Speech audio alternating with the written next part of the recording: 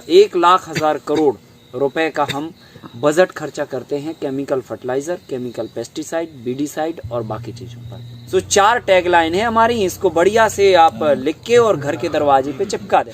अब हम अपने टॉपिक पे बात करते हैं। आज जो हमें डिस्कशन करना है कि हिंदुस्तान में आज हम जिन चीजों को लेकर आगे बढ़ रहे हैं, ठीक है, हमने खेती के ये सब सारी चीजों को देखा, समझा, परखा, सब कुछ किया, पर ओवरऑल हम किस सिनेरियो पे आगे बढ़े, हमें जो खाका है वो क्या दिमाग में होना चाहिए कि ये हमारी मतलब कहना चाहिए एक बॉर्डर लाइन है या फिर हमारी ये मेन लाइन है, इसके आधार पर ही हमें अपने काम को गति देनी है। ठीक है, जैसे होता है ना कि भाई जो है एक बार हमने घर की नींव डाल दी चारों तरफ, है ना, और फिर उसके बाद अब जो है ना, ठीक है, अब इस पे दीवार खड़ी करनी है चारों तरफ से, है ना, जो भी है, या अंदर में दीवार खड़ी करनी, बाहर की दीवार खड़ी करनी। तो मेन जो नींव है वो क्या है? नींव ये है, या लेआउट क्या है? लेआउट ये है कि जो है मेन जो बात है वो ये कि हिंदुस्तान में आज जो है ना किस कृषि का सिनेरियो क्यों बिगड़ा है, कारण क्या है, वजह क्या है? गलतियां हमने कुछ की, जाने अनजाने में की, भूलवश की, जैसे भी की, पर हैं, और उन गलतियों के कारण बहुत बड़ा खामियाजा हम सबको भुगतना पड़ रहा है। किसी एक व्यक्ति के लिए नहीं भुगतना पड़ रहा, हर व्यक्ति के लिए उसको भोगना पड़ रहा है। ठीक है, सो पहली गलती हमने जो की वो की अपनी देसी गायों को कंटामिनेटेड करके। ठीक है, अब अगर हम पूरे सिनेरियो की बात करें तो आप गंभीरता से इस बात को समझना। पहली बात तो ये है कि हमने अपनी भारतीय नस्ल की देसी गायों को कंटामिनेटेड किया। कारण दूध क्रांति हमें देश में लानी थी। हरित क्रांति के बाद दूसरा जो सपना था, ड्रीम था कंट्री का, वो ये था श्वेत क्रांति डेवलप करना। लेकिन श्वेत क्रांति की आड़ में, हरित क्रांति की आड़ में हमने रसायनों की इंडस्ट्रियों को बढ़ावा दिया। ठीक है, और आज आप देखो तो जैसे मेडिकल स्टोर की दुकान होती है ना, पहले किराने की दुकान हुआ करती थी, फिर मेडिकल स्टोर की दुकानें हुई। किराने की दुकान में क्या होता है, कहीं गोली रखी है, कहीं ये रखा है, कहीं ये रखा है, कहीं ये रखा है। अभी मेडिकल स्टोर की दुकान पे जाओ तो कहीं इंजेक्शन रखा है, कहीं ये रखा है, कहीं वो रखा है, 50 तरह की मेडिसिन पूरी भरी पड़ी है दुकान। ठीक है, फिर ऐसे ही जो है ना अब कृषि की दुकानें चालू हुई। आप केमिकल की कोई भी दुकान पे चले जाओ जहाँ पे आपको खाद बीज मिलता है, वहाँ पे तमाम तरह की आपको पूरी सजावट जो है ना किराने के जैसे मिल जाएगी। सो तीसरी दुकान जो है ना ये चलने लगी अब। तो कुल मिला के कहने का मतलब ये है कि कुछ गलतियां हमने जाने अनजाने में की और हरित क्रांति की आड़ में एक बहुत बड़ी इंडस्ट्री हमने खड़ी कर दी। केमिकल का अगर टोटल बाजार आप देखोगे तो आप दंग रह जाओगे। लगभग 60,000 से 80,000 करोड़ का हम बीडीसाइड इस्तेमाल करते हैं हिंदुस्तान में एवरी ईयर। कितना? 60,000 करोड़ से लेकर 80,000 करोड़ का, सोचिए, बीडीसाइड, जिससे कचरा खत्म किया जाता है। ठीक है, लगभग 4.5 लाख करोड़ से लेकर 5 लाख करोड़ का खर्चा हम करते हैं डीएपी और यूरिया में, केमिकल फर्टिलाइजर। 4.5 लाख करोड़ से लेकर 3.5 लाख हजार करोड़ से लेकर 4 लाख हजार करोड़ रुपए तक खर्चा करते हैं हम केमिकल फर्टिलाइजर पे, और लगभग 3.5 लाख करोड़ से लेकर 4.5 लाख करोड़ तक हम खर्चा करते हैं पेस्टिसाइड पर, जहर स्प्रे करने में। ओवरऑल अगर हम बजट उठा के देखें, 1,00,000 करोड़ रुपए का हम बजट खर्चा करते हैं केमिकल फर्टिलाइजर, केमिकल पेस्टिसाइड, बीडीसाइड और बाकी चीज़ों पर। 1,00,000 करोड़ रुपए, सोचिए।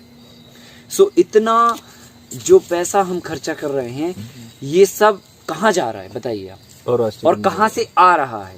दोनों चीज़ों पे बात कर लेते हैं। जा रहा है बहुराष्ट्रीय बड़ी बड़ी मल्टीनेशनल कंपनीज के पास में, सो उनकी तरक्की हो रही है।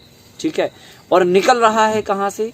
उस किसान के पास से जिसके पास जो है ना अगले सीजन के लिए अनाज बोने को नहीं है, उसके पास से निकल रहा है लगातार। सो ये गलती है, और इसके परिणाम क्या है? ठीक है, समझ आता है कि भाई जो है ना आपको ज़रूरत है, सो आप हमें पैसे दे रहे हो और हम आपको चीज़ें दे रहे हैं। वहाँ तक तो बात सही है। ठीक है, पैसे का लेन देन यार दुनिया में सदियों से चला आ रहा है। ठीक है, सदियों से, मतलब पहले नहीं था अपने भारत में, वस्तु विनिमय का सिस्टम था अपने यहाँ, अब लेकिन मुद्रा विनिमय का सिस्टम है। सो मुद्राओं से हम चीज़ों को खरीदते हैं और जमा करते हैं, सब कुछ करते हैं।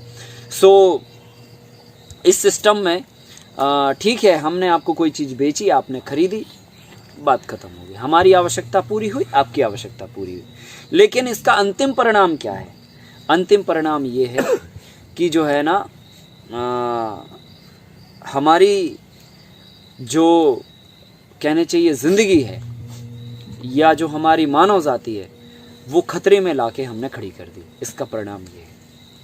हिंदुस्तान में स्कूल कॉलेजेस से ज़्यादा हॉस्पिटलों की संख्या होने का मतलब ये है कि हमने कुछ ना कुछ तो गड़बड़ किया है। आज आप देखो, कैंसर से कितने लोग मरते हैं, टीबी से, हार्ट अटैक से कितने लोग मरते हैं, ब्लड प्रेशर से कितनी मौतें होती हैं, तमाम तरह की जो बीमारियां हैं, और ऐसी कई बीमारियां हैं जिनका आपको पता भी नहीं है, उन सब से कितनी मौतें होती हैं हिंदुस्तान में, अंदाज़ा नहीं लगा सकते। कितने लोगों की माँ बिछड़ जाती, कितने लोगों के बाप बिछड़ जाते, कितने लोगों की बहन बिछड़ जाती, सुहाग उजड़ जाता, भाई बिछड़ जाते हैं। सो ये सब जहर का मंजर है जो हमें अभी देखने को मिल रहा है, और आने वाले समय में अगर हम लगातार इसी तरह से लगे रहे तो ये मंजर और भी बढ़ सकता है। ठीक है, सो खैर, हम लोग जो है ना इसको रोकने का भरपूर प्रयास कर रहे हैं, जितना बन सकता है उतना। सो कुल मिला के हमने रसायन खाद डाल के गलती तो की है, इसमें कोई दो राय। ठीक है, सो पहला जो हमने गलत काम किया वो ये कि हमने अपनी भारतीय नस्ल की देसी गायों को कंटामिनेटेड किया, और कारण ये था, किस लिए किया कि हमें देश में श्वेत क्रांति लानी थी। सो बाहर की एचएफ नस्ल से हमने अपनी देसी गाय की नस्ल को क्रॉस कराया। पशुपालन डिपार्टमेंट ने बहुत सारे जो है ना सीमेन लाके और अपनी गायों को एआई करा के ब्रीड बदल डाली। ठीक है, अब ब्रीड बदलने से हुआ क्या, हिंदुस्तान में जो है ना हमेशा एक गलती ये रही है कि हमने दूसरे के नॉलेज को ज़्यादा तवज्जो दी है, अपने नॉलेज को कम तवज्जो दी है, और इसके कारण सारी गायों को कंटामिनेटेड कर दिया। उस समय भारत में कोई ये बोलने वाला नहीं था कि हमारी नस्लों को बर्बाद मत करो। इनमें ये ताकत है या ये खासियत है, देसी गाय का महत्व है। अब हमने जो आपको बताई बातें कि भाई पहली जो गलती हम कर बैठे वो ये कि हमने अपनी गायों को कंटामिनेटेड कर दिया, ब्रीडेड कर दिया, जिसके कारण हमारे खेतों में बिना एनर्जी का गोबर जा रहा है, जिससे पैदावार नहीं हो रही है। दूसरा बड़ा गलत काम हमने किया वो ये कि हमने अपने सारे देसी बीजों को कंटामिनेटेड कर दिया, उनको भी हाइब्रिड बना दिया, संकरीकृत कर दिया। सो देसी बीजों को संकरीकृत करने से हमारी जो बीजों में मेडिसिनल प्रॉपर्टी थी, जो ओरिजिनल प्रॉपर्टी थी, वो कहीं ना कहीं डैमेज हो गई। क्योंकि जब संकरीकरण की प्रोसेस होती है तो उसमें क्या होता है कि दो चीज़ें नई जुड़ जाती हैं, दो चीज़ें पुरानी घट जाती हैं। सो संकरीकरण की प्रोसेस ने हमारे देसी बीजों की जो प्रॉपर्टी थी, मेडिसिनल प्रॉपर्टी थी, उसको डैमेज कर दिया। और वो मेडिसिनल प्रॉपर्टी कैसी थी कि लोकली जो कोई बीज अगर उग रहा है, अगर आप उसका ही सेवन करते हैं तो वो बीज आपकी बॉडी में, क्योंकि आप वहाँ के इन्वायरमेंट में रहते हैं और वहीं के इन्वायरमेंट में वो बीज उगा है, सो आप उसको अगर खाएंगे तो वो आपकी बॉडी को रिपेयर करेगा। समझ रहे ना, रिपेयर करेगा, मतलब अगर कोई भी गड़बड़ी होगी या हो रही होगी तो वो मेंटेन कर देगा। अब हम दाल खा रहे हैं, पता चली साउथ अफ्रीका की, गेहूं खा रहे साउथ इंडिया का, नमक खा रहे कहीं का, तेल खा रहे कहीं का, सो थाली जो है ना पूरी दुनिया हमारी थाली में, जबकि ऐसा नहीं होना चाहिए। आचार्य बागभट्ट कहते हैं अगर आपको 100 साल तक बिना बीमार के रहना है तो आप अपने क्षेत्र में 20 किलोमीटर के जोन में जहाँ पर आप रहते हैं वहाँ की चीज़ों को, वहाँ की उगी हुई चीज़ों को अगर आप खाते हैं तो ज़िंदगी में कभी बीमार नहीं पड़ सकते हैं। और इसका साइंटिफिक कारण यही है कि वहाँ की जलवायु में जो चीज़ें उगती हैं वो चीज़ें आप अपनी जहाँ पर आप रहते हो उसी जलवायु के वातावरण वाली बॉडी के अंदर आप वो डालते हो, तो इसलिए वो तकलीफ पैदा नहीं होती है, क्योंकि वो सूट करती है ना। भोजन का एक नियम है, जितना पचता है उतना आप खा सकते हो। ठीक है, अगर पत्थर पच जाए तो पत्थर भी खा सकते हो, और अगर रोटी नहीं पच रही तो दलिया खा सकते हो। बात समझ रहे ना, मतलब जो पच रहा हो उसे खाना चाहिए। सो नियम तो ये है कि आप जो है ना जो चीज़ पचा सकते हो उसको आप खाओ। तो पचाना का जो सिस्टम है वो इसलिए गड़बड़ होता है क्योंकि वो वातावरण सूट नहीं करता है ना।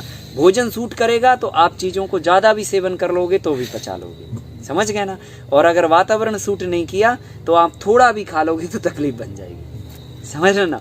सो इसलिए हमें कोशिश करना चाहिए कि हम बहुत ज़्यादा कुछ ना कर पाएँ तो हिंदुस्तान में उगी हुई चीज़ों को तो खाएं, ठीक है कि नहीं, बाहर की उगी हुई चीज़ों को ना खाएं।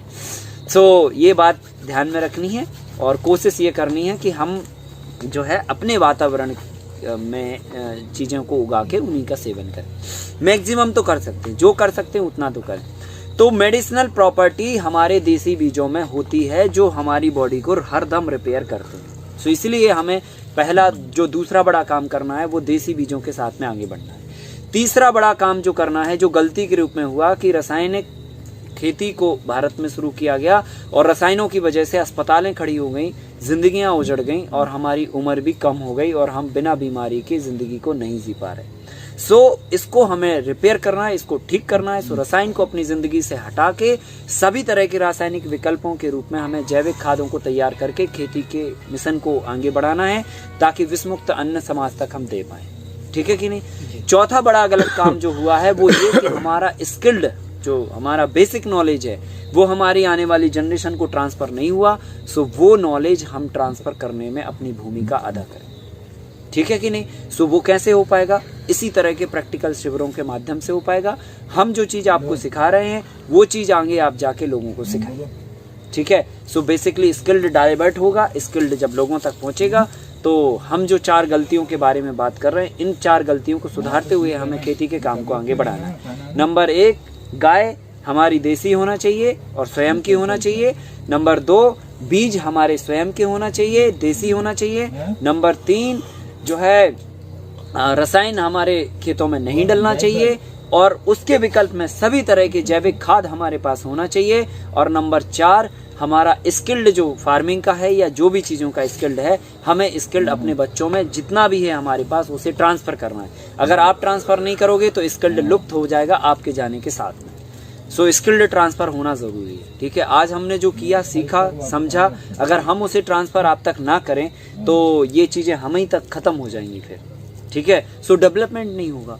तो कुल मिला के अगर हम लाख बच्चों को ये दिमाग में मैसेज दे दें या लाख बच्चों तक ये चीज़ें डाइवर्ट कर दें तो वो जाके फिर करोड़ में आगे जाके बदल जाएंगे। सो स्किल्ड जो है ना, हमारा जो परंपरागत नॉलेज है वो हमारा चलता रहेगा और उससे सोसाइटी को, पूरी मानव जाति को फायदा हमेशा होता रहेगा, ठीक है कि नहीं। सो 4 टैगलाइन है हमारी, इसको बढ़िया से आप लिख के और घर के दरवाजे पे चिपका देना। देसी गाय होना चाहिए, जो है दूसरा बीज हमारे देसी होना चाहिए, रसायन मुक्त खेत होना चाहिए और चौथा विथ स्किल्ड के हमें इसमें काम करना है। हवाबाजी नहीं ऊपर भाई, यूट्यूब पे देख लिया कैसे हो रहा है वैसे नहीं करना, ठीक है। हमें खुद से पहले फावड़ा उठा के इस मिशन को अपने हाथों में लें, ठीक है। सो जब हम इस लेवल पे काम करेंगे तो वो दिन दूर नहीं जब भारत को हम पुनः सोने की चिड़िया बना पाएंगे, ठीक है।